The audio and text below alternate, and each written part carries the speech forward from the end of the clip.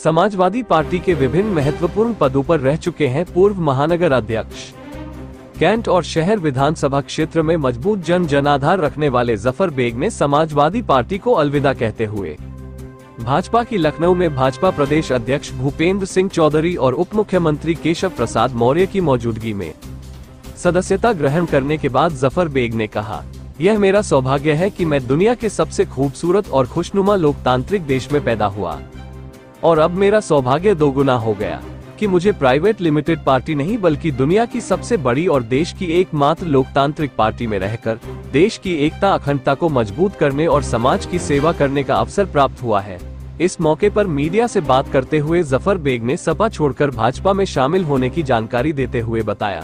बरेली से खोजी कैमरा के लिए मुस्तकीम मंसूरी की रिपोर्ट। जफर साहब, आप समाजवादी पार्टी के मजबूत नेता और काफ़ी संघर्षशील कई महत्वपूर्ण पदों पर रहे हैं, उसके बाद अचानक भाजपा में जाने का क्या कारण है? अचानक शब्द का इस्तेमाल आप कर सकते हैं क्योंकि आपको अचानक लगा, लेकिन ये सब कुछ अचानक नहीं हुआ है। पिछले 7 साल में तो इतना एहसास नहीं हुआ, लेकिन इधर साल 2 साल के अंदर बहुत ज़्यादा उपेक्षा और कष्ट का सामना किया। मुस्लिम मसाइल को लेके पार्टी 2017 से ही बहुत ही गलत ट्रैक पे चल रही थी, लेकिन पार्टी से लगाव था, लंबा संघर्ष था पार्टी में, तो सोचा शायद कुछ चेंजेस आएंगे, सुधार होंगे और डेवलपमेंट कुछ नया आएगा। लेकिन 2020 के बाद भी कोई सुधार नहीं आया, 2022 के बाद भी कोई नहीं आया। तो 19 के बाद से हम समझ गए थे कि अब शायद इस पार्टी में मुसलमानों का भी कोई भला नहीं होगा और हमारा भी कोई भला नहीं होगा, जिससे हम मुसलमानों की या आम लोगों की, किसी भी वर्ग के, हिंदू, गरीब मुसलमानों की खिदमत नहीं कर पाएंगे। तो ये अचानक नहीं हुआ, लंबी सोच का ये परिणाम है। जैसे कि जफर साहब, एक मुसलमानों में एक जहन ये बनता जा रहा है कि मुलायम सिंह के बाद अखिलेश यादव का नज़रिया मुसलमानों के प्रति बदलता जा रहा है। क्या ये बात सही है? 100% ये बात सही है। जो मैंने आपको डिस्क्राइब किया अभी 2017 से लेके 22 के बारे में, वो लगभग उसका यही जवाब है कि मैंने कहा 17 के बाद, क्योंकि 17 तक नेताजी इक़्तिदार में थे, वो मजबूत थे, उनके फैसलों पे उनकी पकड़ रहती थी, 16 तक पकड़ रही। 17 के बाद से पार्टी में माहौल चेंज हुआ, राष्ट्रीय अध्यक्ष चेंज हुए। उसके बाद से जो आपका सवाल है उसका यही जवाब है कि बिल्कुल चेंज हो गई पार्टी और गरीब, गुरबाओं, मुसलमानों, किसानों की, किसी भी वर्ग और बिरादरी का कोई बहुत ज़्यादा मतलब नहीं रह गया। कुछ अलग ही स्टाइल की पार्टी बन गई जिसे सहा नहीं जा सकता था। अखिलेश यादव पर एक आरोप ये है, ख़ासतौर से मुसलमानों का, कि कोई भी मुस्लिम इशू होता है उस पर वो खामोशी इख्तियार कर लेते हैं और मुस्लिम जो चेहरे उनके हैं उनकी जिम्मेदारी तय कर देते हैं। आप इस पर बोलिए। मुस्लिम चेहरों के बोलने से कोई बहुत बड़ा इफ़ेक्ट नहीं पड़ता है। उनको चीफ मिनिस्टर बनाया, वो राष्ट्रीय अध्यक्ष हैं। 4 सरकारें मुसलमानों ने और दीगर लोगों ने मिलकर बनाई, जिसमें मुस्लिमों का बहुत बड़ा योगदान है। अगर राष्ट्रीय अध्यक्ष या चीफ मिनिस्टर सीधे सीधे इन्वॉल्व नहीं होंगे इश्यूज़ पे, तो कोई मतलब नहीं है। नेताओं का बोलना अलग बात होती है, मुखिया का बोलना अलग बात होती है। बोलना उनको चाहिए था, वो नहीं बोले, यही नाराज़गी है, यही लोगों में अकुलाहट है। क्या वजह है कि अखिलेश यादव खुद फैसले नहीं ले पाते हैं और रामगोपाल यादव पर ज़्यादा निर्भर हैं? ये तो बहुत परिवार की उनकी इंटरनली बात है, पता नहीं कौन फैसला लेता है, ये बात कोई समझ नहीं पाता है। और जो मैंने जहाँ तक वॉच किया है, फैसले अखिलेश जी ही लेते हैं और फैसले कैसे लेते हैं ये सब जग जाहिर है। निराशा, अकुलाहट, उसकी वजह भी जाहिर है। ऐसे ही कोई किसी से निराश नहीं होता है, कोई परेशान नहीं होता है, फैसले वही लेते हैं और अच्छे फैसले नहीं लेते हैं।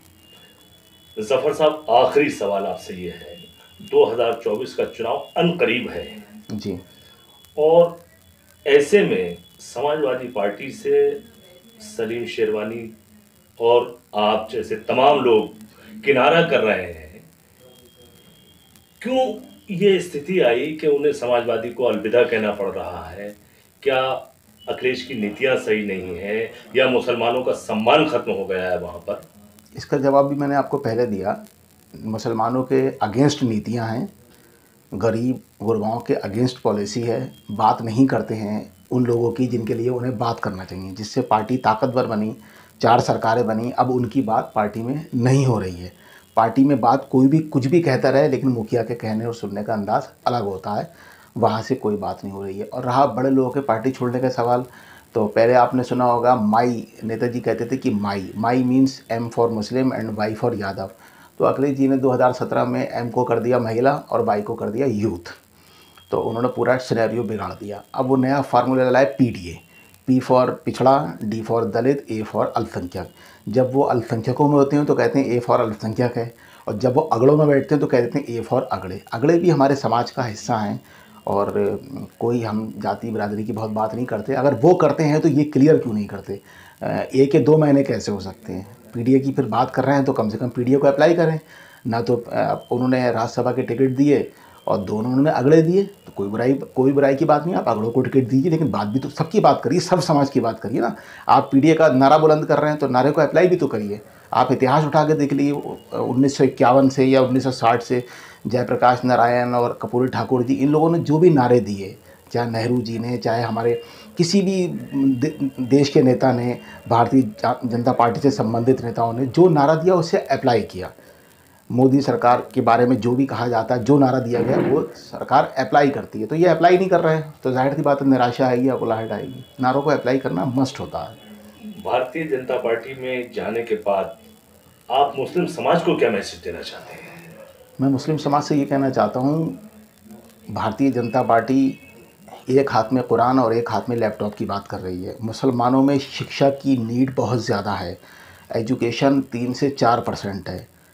कारोबार करने से काम नहीं चलेगा, कारोबार आप बाद में करिए, पहले एजुकेशन को गेन करिए। अगर एजुकेशन से हम दब गए तो यकीनी तौर पे ना देश डेवलप हो पाएगा, ना देश विकसित हो पाएगा। भारतीय जनता पार्टी ये बात जानती है कि 20 से 25 करोड़ मुस्लिम आबादी को डेवलप करना ज़रूरी है, क्योंकि अगर ये डेवलप नहीं हुए तो वो 2047 का जो मिशन है विकसित भारत का, वो दिक्कत हो सकती है। तो भारतीय जनता पार्टी, हमारे प्राइम मिनिस्टर साहब या चीफ मिनिस्टर साहब पूरी तल्लीनता से इस बात में लगे हुए हैं कि हर वर्ग को उभारना है। जब सब वर्ग उभरेंगे तभी देश विकसित बनेगा, वरना नहीं बन सकता।